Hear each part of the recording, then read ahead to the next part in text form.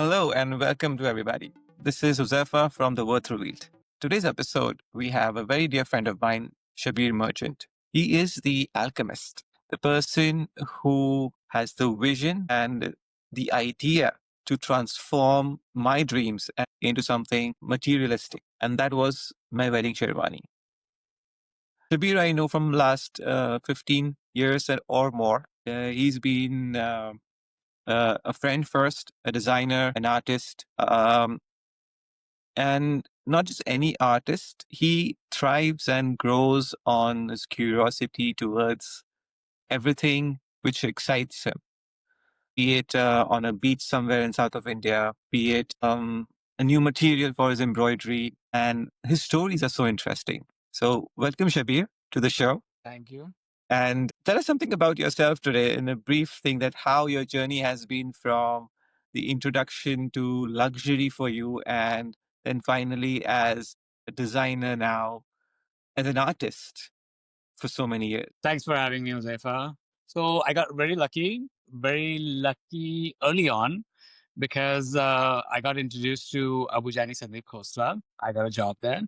And at that time, it was a pinnacle of embroidery. He's a couturier that everybody knows and still is. And, that's. He's the one who's designing for the stars, right? The Bollywood stars. Yeah. I mean, that also is, they were both, pushing the limits in couture from the very beginning. They were the first Indian designers. Well, almost the very first, but yeah. So basically what I'm trying to say is that I got to work with them and get exposed to a lot of embroideries, there. So, you know, the time that I was there, experiencing exactly what they were doing and how they were doing and the meticulous finishing that they had with embroideries as well as while stitching, picking up things that are in a way the ultimate luxury garment that you can create. So from then on, that's what I tried to achieve is luxury. So you're the designer for my sherwani, and the idea is that as an Indian embroidery and layered with so much of different fabrics and among different materials, different threads, different cultural representations, and how I termed it as a right alchemist to make the right concoction in terms of making gold. Something which is very close to my heart and which stays with me for a lifetime. So that every person who gets a marriage sherwani or a marriage lehenga stitched in India, it's quite cultural for us. How does that even start as a process, and how did it really happen when you thought that okay, Huzefa wants to do this? And because for me it was totally trusting you and that you would reflect everything who I am into that garment. So let us through that a small journey to understand that how does it come like naturally to you. Yeah, I mean, I think unconsciously I kind of know the person. I mean, I'm just talking not just about you, but anybody, any of the clients. It's like you automatically kind of understand what they're looking for, or at least I can. So, the likes and dislikes, you ask them things. But in your case, I knew the type of person you are. You kind of always like luxury. I mean, the clothes that they always stood out, like you have these jeans have these logos on them that really stood out. Like any of your clothes would always stand out a lot more than anybody else. So that was something that I always noticed about you. The other thing is as you're in luxury and you like luxurious things, so that kind of motivated me into thinking about regal stuff for you, as well as automatically the sherwani. You are tall, you put on, you look good in. And anyway, it looks regal as well as because you're tall, it makes it lengthy and more, expressive. So I knew that you could carry that. And the design itself, again, was based on royalty. So I took the khaka, the design that I had made for you from a historic Angarkha, the shape and form of it. And then I took classic motifs like OGs and I think KDs that were in there. So I created that whole kaka for you for that. And then again, as it was a wedding thing and as you like being, as you like standing out, I chose the gold antique gold and I think silver for your sherwani. So, and it was, of course, dark blue. So, all of those combined really made an effect. So, it turned out very well, I think. And yeah, So this it work is was well, quite, well done. I would So, say, I hope. it's a very interesting way of understanding things which you do, and it's very deep understanding of all these things. Because some of the words which you say right now, I have no idea, but they are so precious and they're so embedded in history that I'm sure that you have more books on history and understanding that how embroidery comes. So is embroidery rooted through culture and history, and that's what it represents when certain person asks you to design something with a certain reflection of that person's character and personality? Yeah, I mean, definitely. I think, I mean, that's a pretty deep question, actually. But embroidery, like historically, if you see society, each and every society that has been there has had embroidery as, you know, an expression of art. Believe that embroidery is a storyteller itself. So the earlier cultures,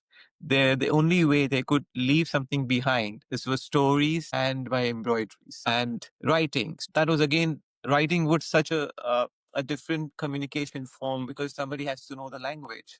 But the only way to express the cultures through generations is to leave a legacy behind. And then the embroidery was such in the Indian subculture and probably all over the world where they left some kind of drawings. In India, I believe that the culture of embroidery has been going on for last more than 2,000 years since the Mohenjo-daro and the Harappa culture.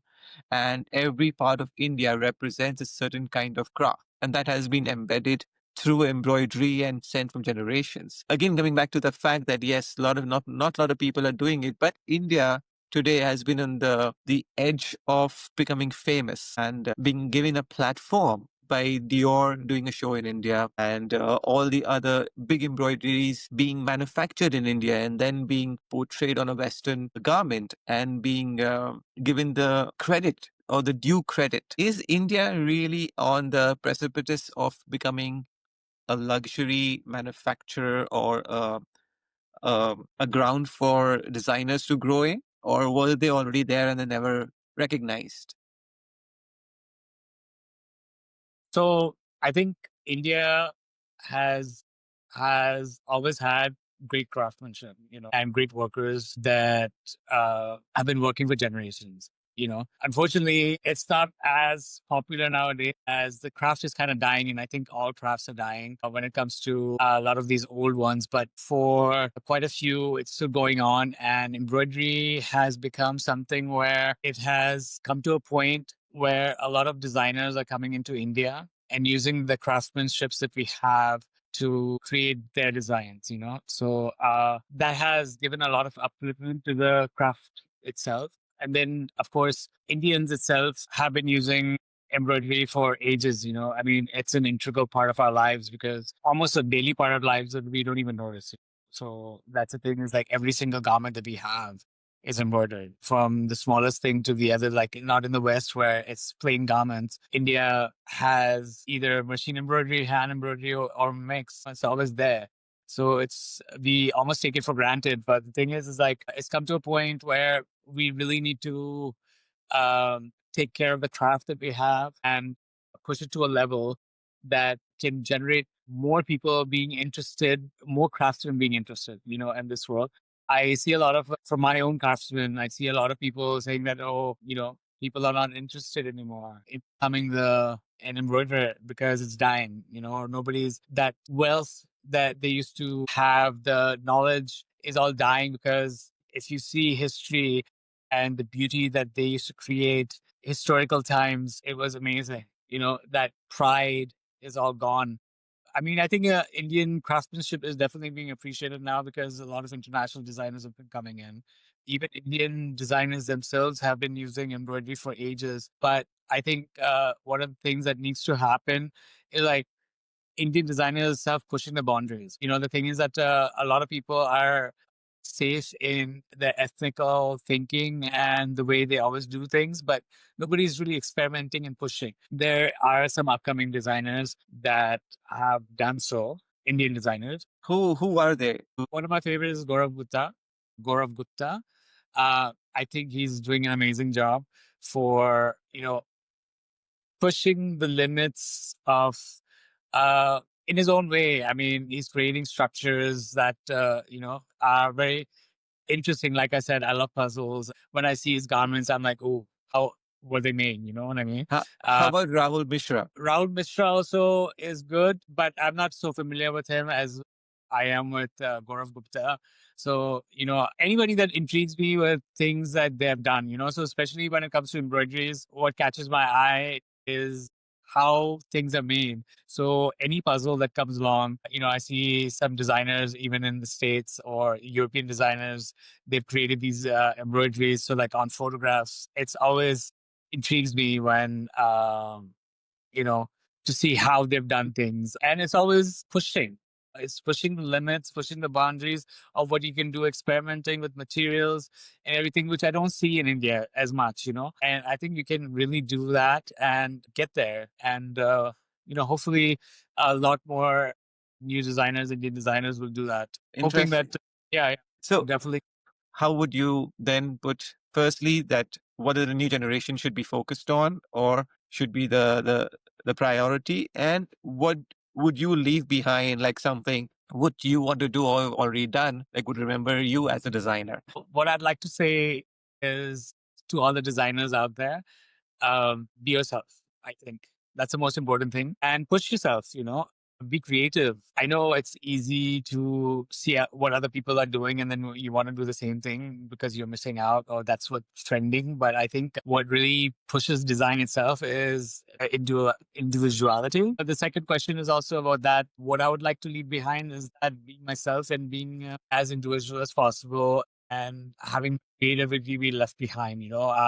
Maybe in a couple of years, I want to start an artwork. I want to start making artwork that is totally based on embroidery. So Oh, hopefully in a very couple, interesting.